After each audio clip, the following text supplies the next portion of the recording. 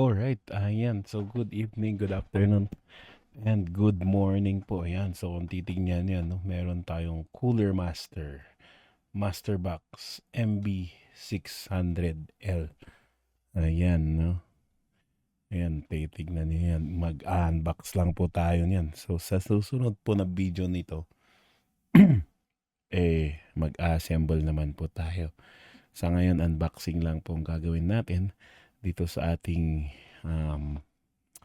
Cooler Master po na computer casing. Ayan, so dahan-dahan natin po siyang i-cut. Ayan. And then, okay. Dahan-dahanin po natin siyang ilabas para naman ma-surprise po kayo. Ayan, no? Tingnan nyo naman yan. Ilabas natin siyang pa-side. Ayan, so dahan-dahan. So black and red lang po yung kinuha natin. And so, simple lang po siya, no? Simple casing. Parang regular casing lang po siya, pero ang brand niya po is Cooler Master. Ayan, hirap ilabas. Okay, so ayan, balik rin na lang natin. Okay. So ganyan po siya. Ayan, may styro. Ayan, so technically hindi po siya glass na glass po yung side cover niya, no? Ano po siya? Ano yan? Fiberglass. Ayan. Kung titignan nyo, mayroon siya ding manual doon. Yun. And, ayan.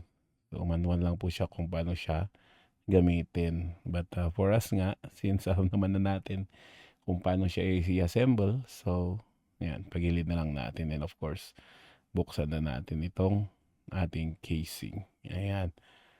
Yan, so pure black po siya. Meron lang po siyang konting red na, ayan, punasan natin. Meron po siyang konting red. Ayan o, tinutok-tok natin siya. Hindi po siya glass. But fiberglass, ayun, yun pala yung tamang term. Fiberglass, ayan. So buksan po natin sa loob para at least makita din naman ninyo ang loob niya. So sa loob niya din, andun po yung mga other screws, no? O screws for the power supply, screws sa pang board, and then yung attachment ng fit ng board. Ayan, so meron na po siyang extrang ano din, fan. Ayan, and then sa loob niya po, pa-side po yung paglagay ng ating power supply. Sa baba po siya ilalagay. Ayan. So kunin natin yung ating camera. Ayan. Ayan. Ayan, no? So yung naka-cellophane po na yun po yung mga extra na ano. Ayan, so sa baba na rin po yung mga hard disks and SSDs. Ayan, may isang fan. Ayan, di ganong. So yan po yung switch niya. USB. And ayan. So plain lang po siya. And then meron lang po siyang logo na Cooler Master sa harap. Ayan, no? So sa mga gustong hindi ganong ma-design, di ganong ano, pwede nyo pong gamitin yan. Or pwede nyo pong, ito yung ano yun nyo. Ayan, no? So, i-assemble po natin yan. Itong si Asus Prime na motherboard, si Asus na Phoenix na video card, and then yung Kingston po na NVMe po na SSD, and then yung dalawang RAM. Ayan, so i-assemble po natin yan mamaya. Yung processor niya, surprise po natin yan. Ayan si baby, no?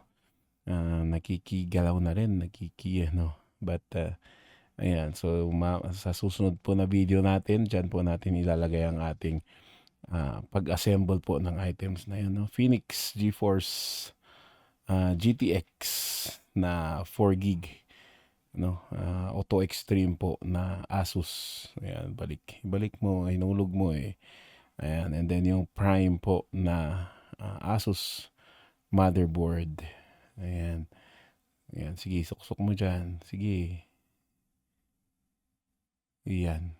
Hindi niya may suksok. But anyway, yun po guys, no? So, thank you very much. Yan po lang po ang pag-unbox lang po natin ng ating Cooler Master Box MB600L. So, ayan, maraming pong salamat po. And please don't forget to like and subscribe po sa ating video. Thank you, thank you. Bye.